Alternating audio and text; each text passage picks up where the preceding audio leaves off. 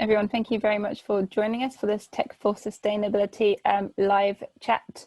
We're joined by Jeremy North, who's at Zapp Scooters, electric scooters. So they've been working on the latest innovation in electric scooter technology. Jeremy is going to be talking about the pros and cons of having electric scooters, but also what is next for urban post-COVID travel.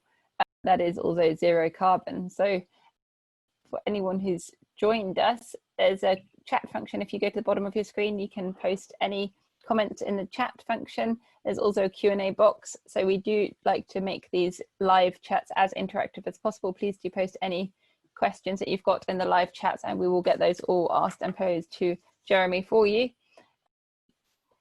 And just a quick word of thanks to Tracr. So this Tech for Sustainability series is sponsored by Tracr. They're a connected value chain platform for the diamond industry, working on fostering a culture of innovation and encouraging sustainable business practices and ensuring consumer trust in the diamond industry, where they work with a large percentage of the market. They demonstrate provenance, traceability and authenticity of natural diamonds and help local economies where diamonds are mined. And anyone can find out more at community.tracr.com. That's community.tracr.com. And they are an incredible company using blockchain to have full transparency of the whole diamond industry.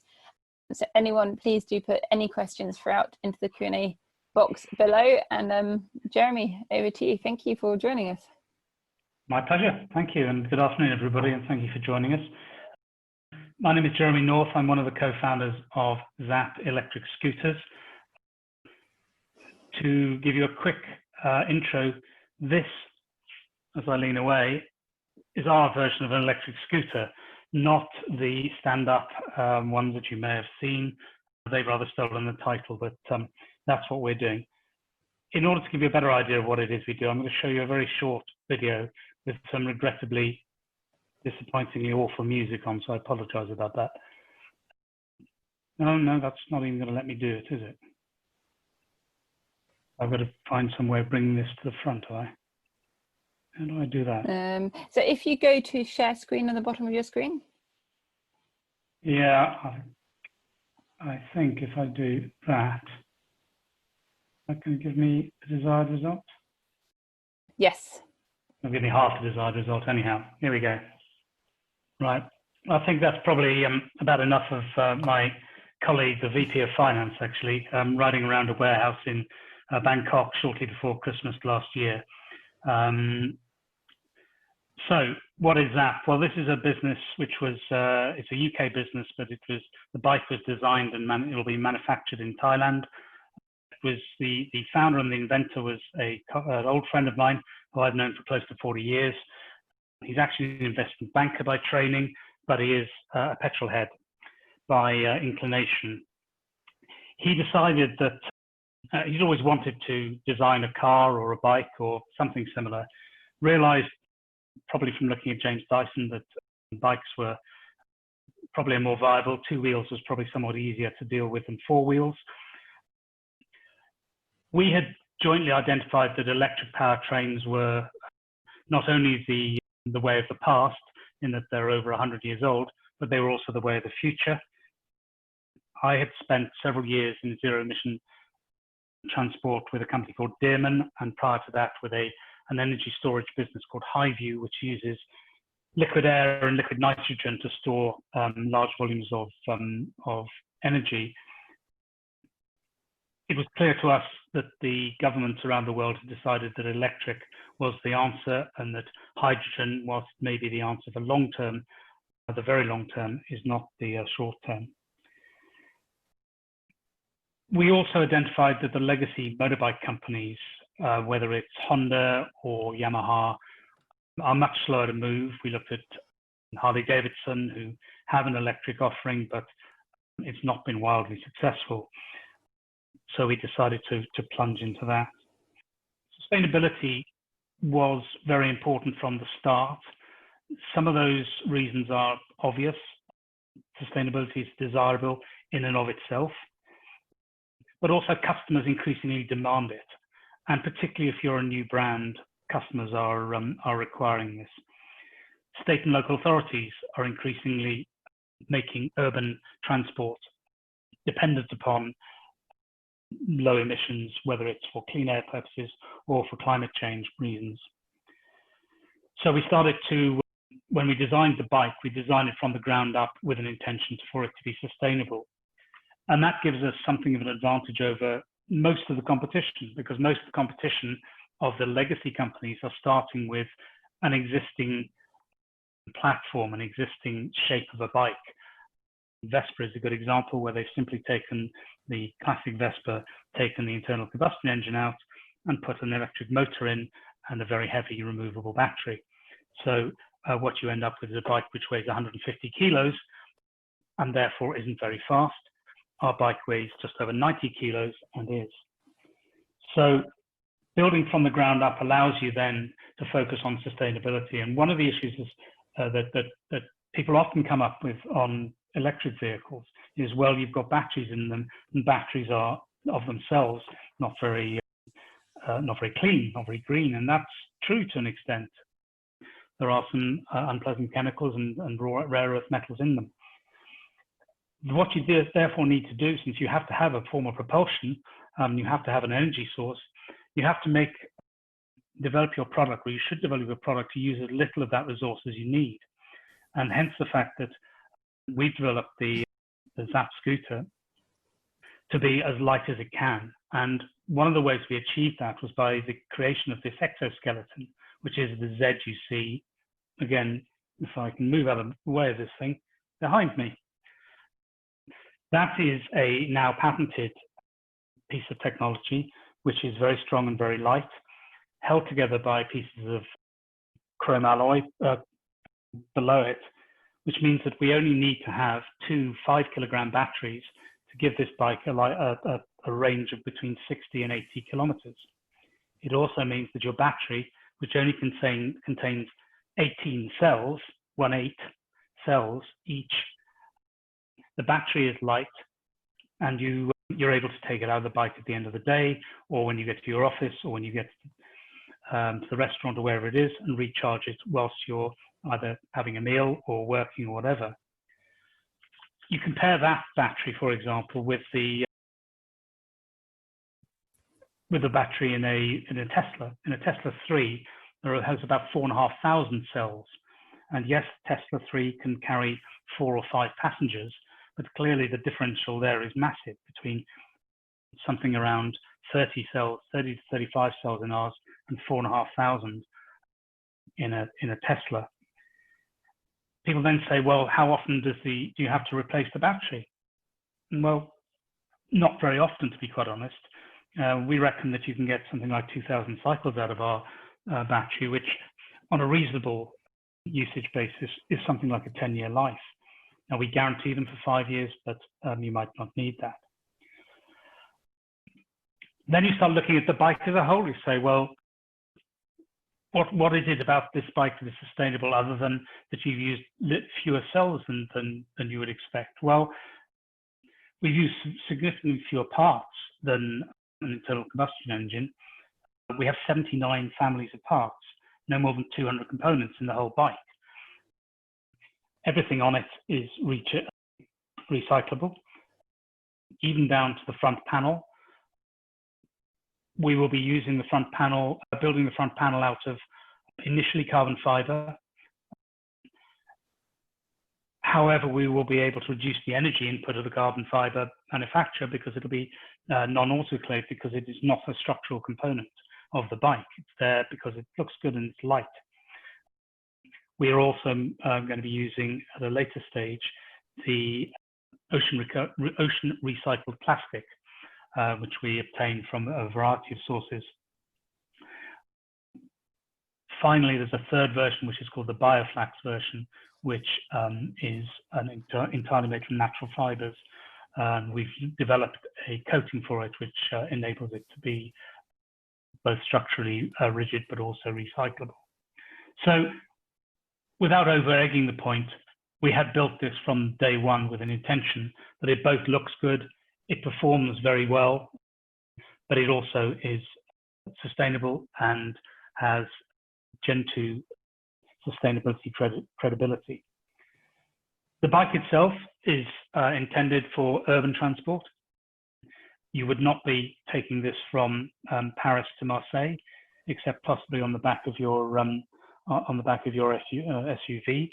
But once you got down to Marseille, you would have great fun down there enjoying it.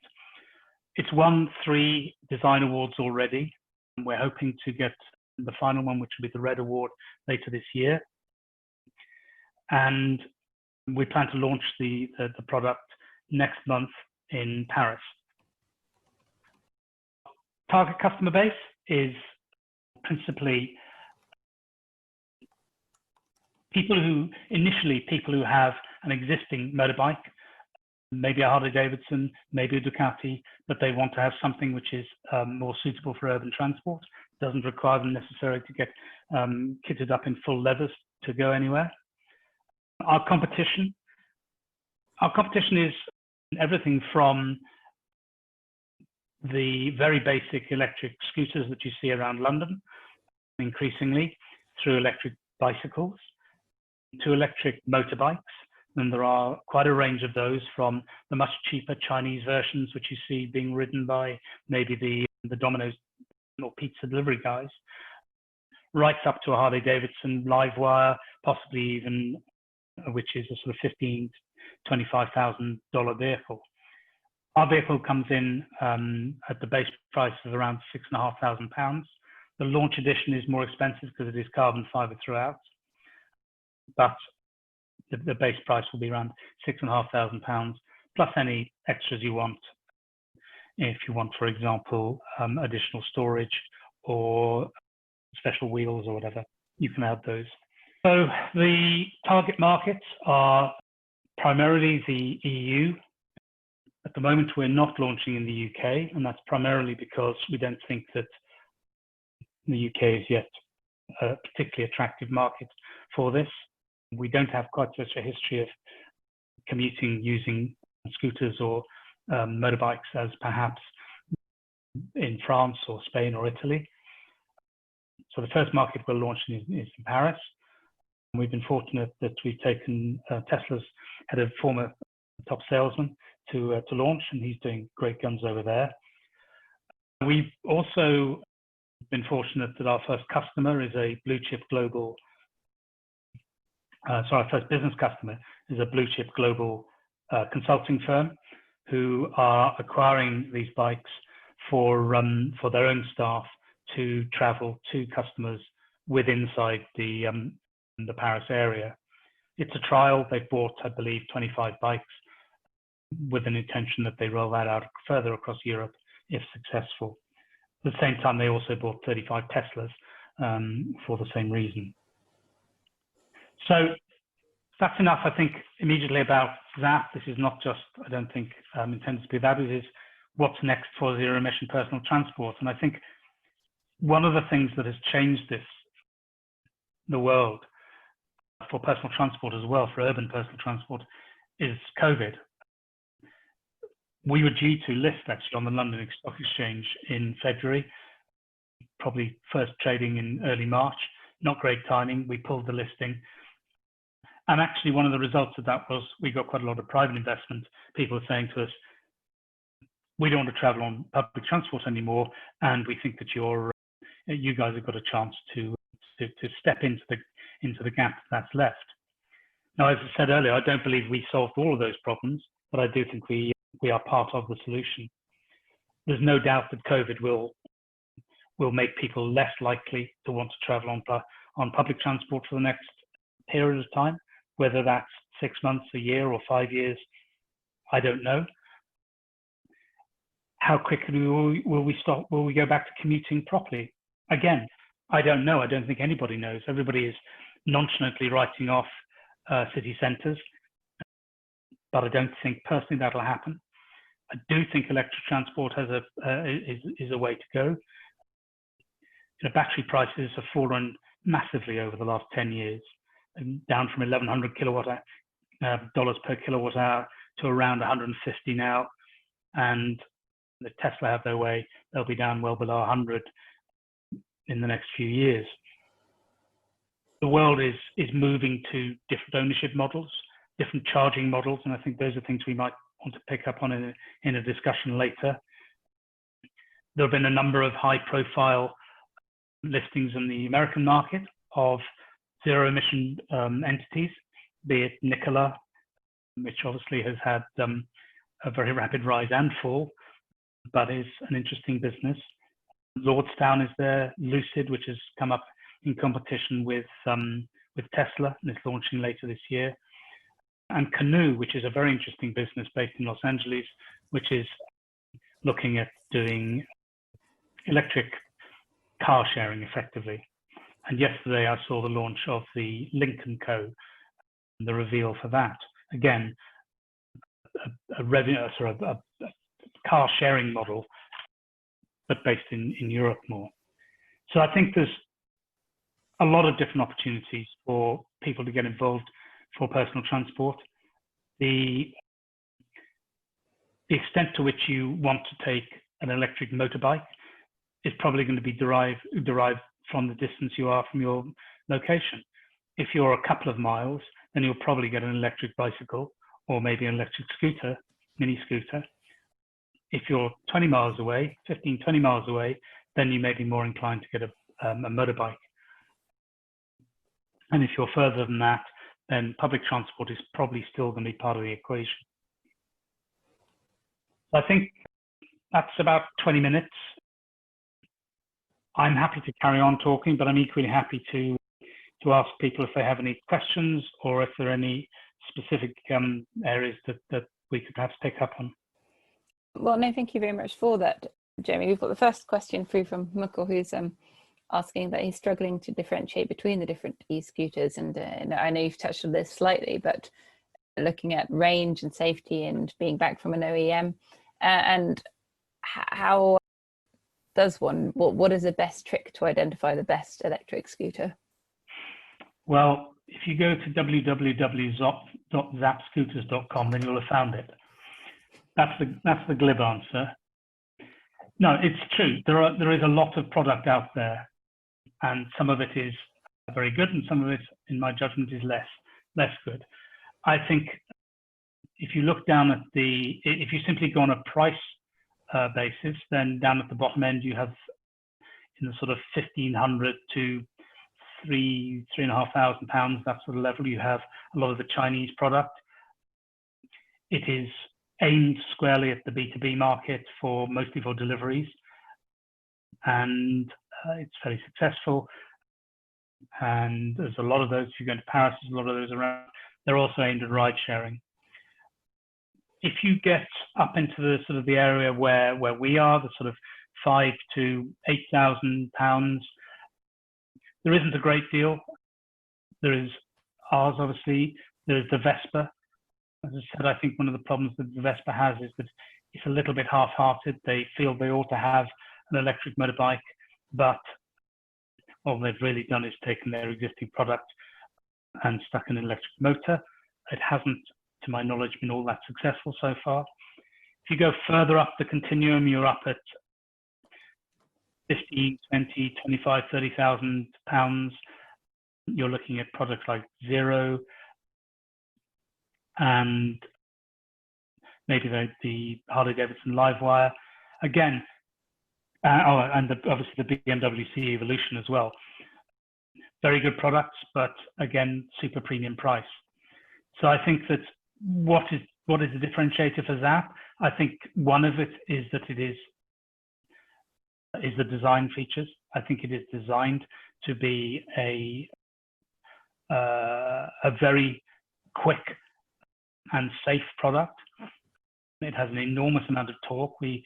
Our motor which is unique to us, and we have an exclusive on it, which we get from Dana, is 14 kilowatts peak power. That should provide in excess of 500 foot-pounds of torque at the rear wheel, which is pretty significant. To balance that, we have very large wheels. So we have 14-inch alloys with Pirelli shod with Pirelli tires.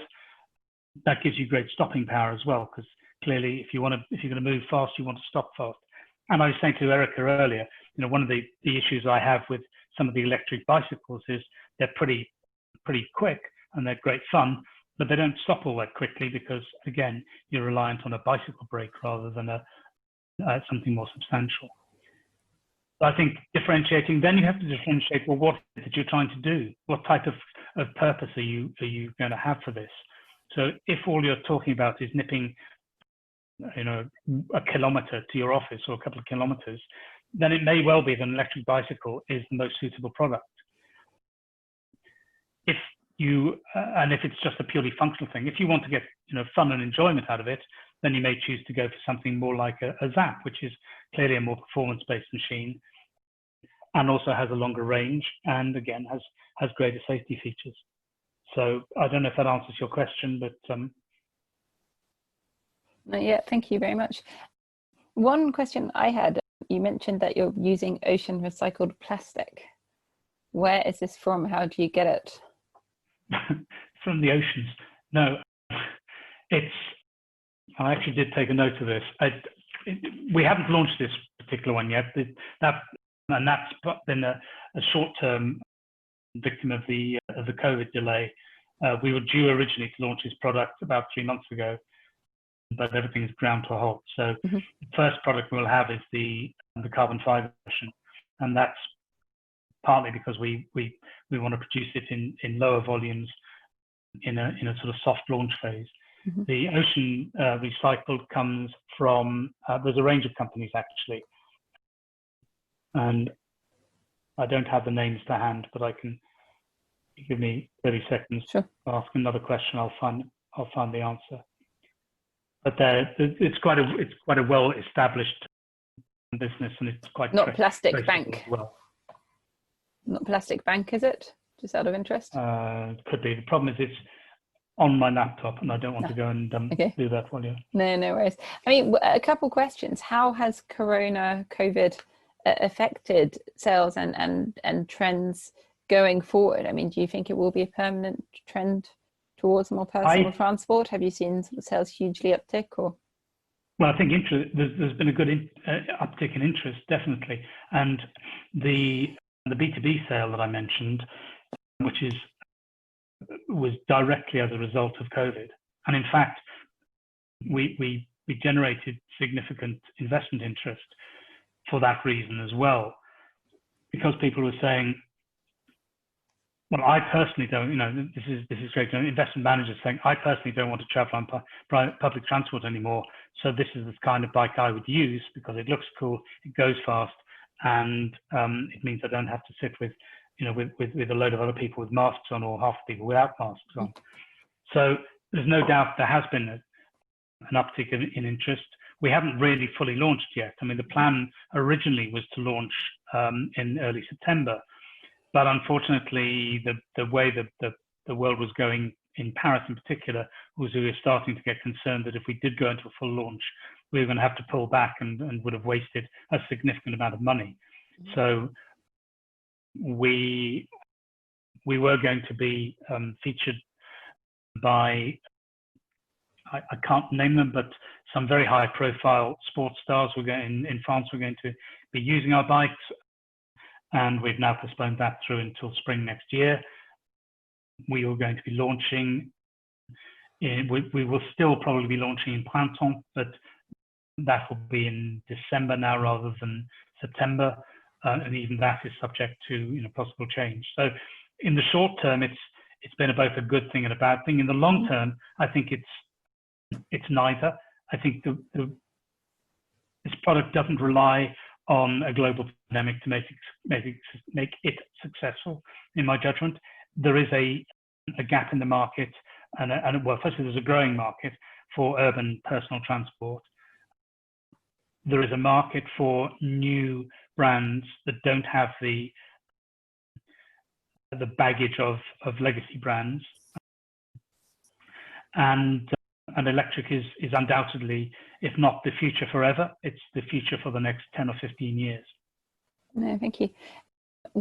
Vladimir is asking if what driving license is needed to ride such a scooter, if any. Right. Well, yes, you do.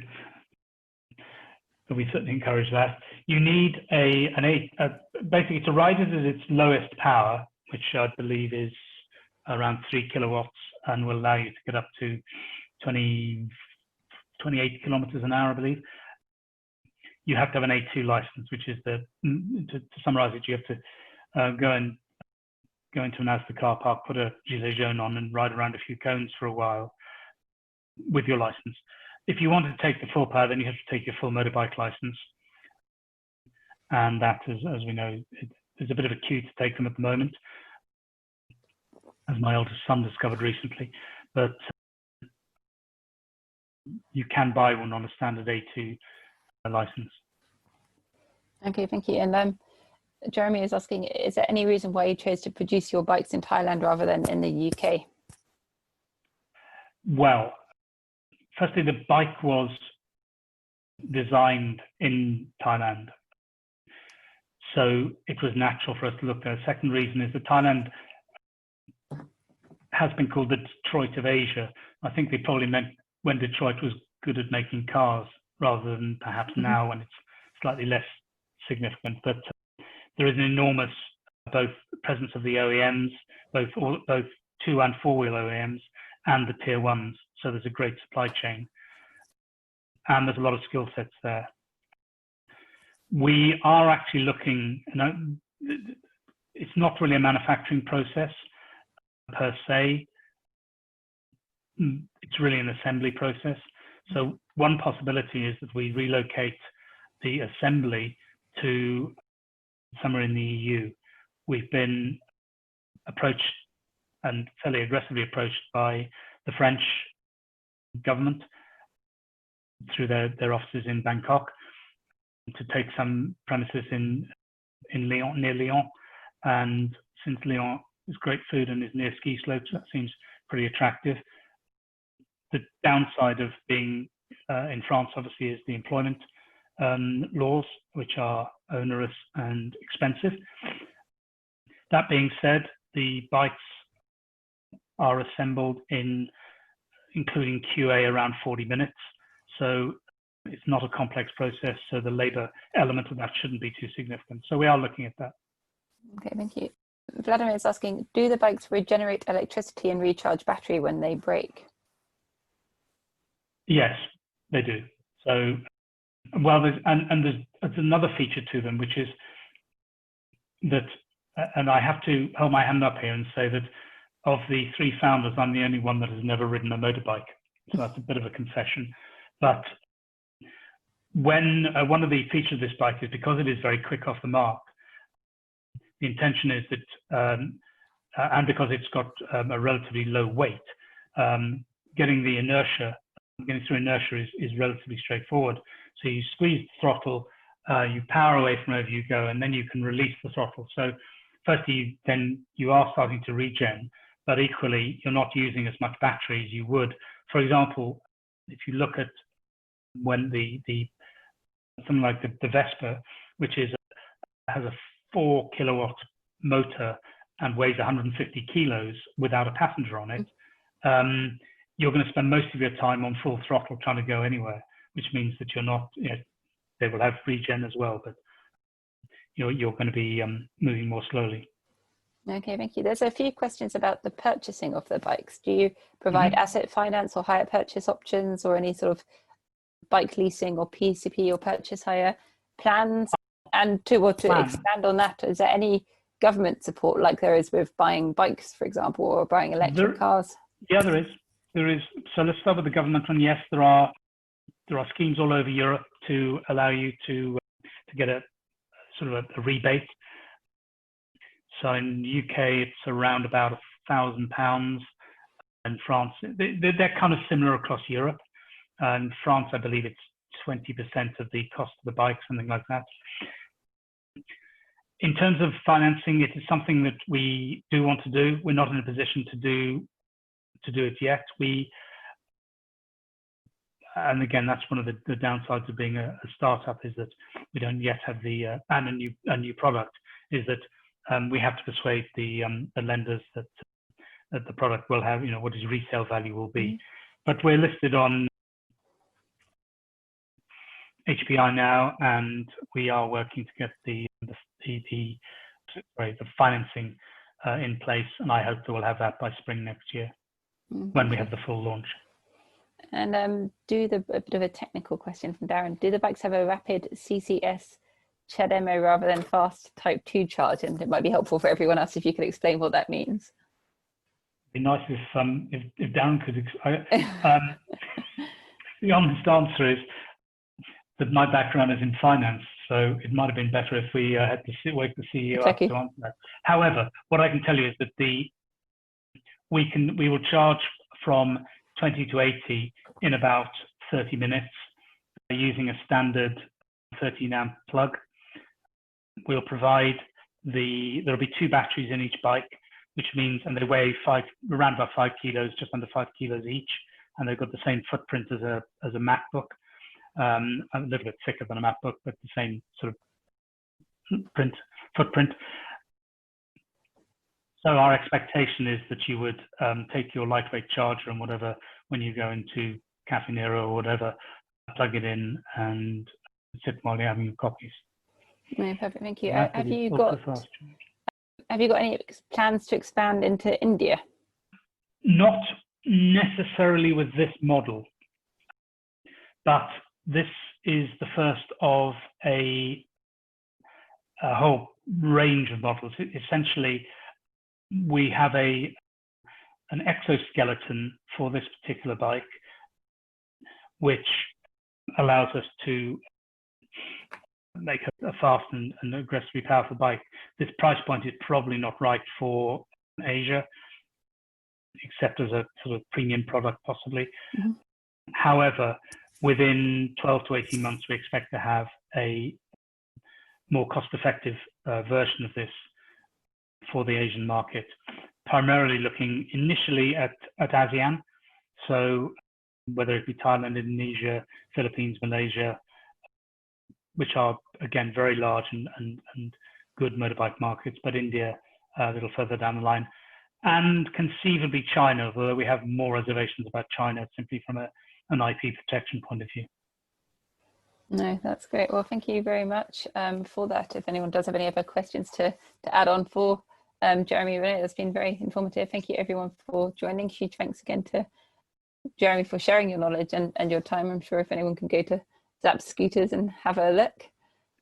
And thank you again to Tracr for sponsoring the series. They're a connected value chain platform working with the diamond industry to bring transparency and provenance and traceability to trace natural diamonds and help local economies where they're mined. That's community.tracr.com. So thank you very much for joining us and for your questions, and see you soon. Thank you. Bye. Thank you. Thank you, everybody.